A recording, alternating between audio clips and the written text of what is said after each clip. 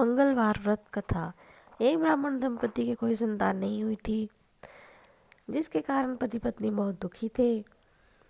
वह ब्राह्मण हनुमान जी की पूजा हेतु वन में चला गया। वह पूजा के साथ महावीर जी से एक पुत्र की कामना प्रकट किया करता था।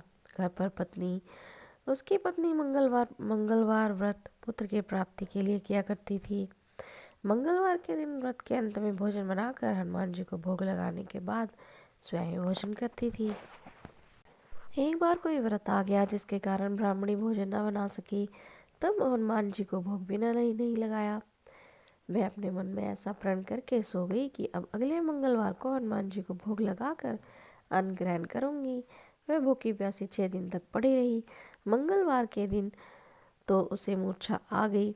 तब हनुमान जी उसकी सच्ची निष्ठा और लगन देखकर प्रसन्न हो गए और उन्होंने उसे दर्शन दिए और कहा, मैं तुमसे अति प्रसन्न हूँ। मैं तुमको एक सुंदर बालक देता हूँ जो तेरी बहुत सेवा किया करेगा। हनुमान जी मंगलवार को बाल रूप में उसको दर्शन देकर अंतर्ध्यान हो गए।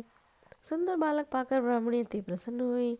ब्राह्मणी ने बालक का नाम मंगल रखा। कुछ समय पश्चात ब्राह्मण वन से लौट आया।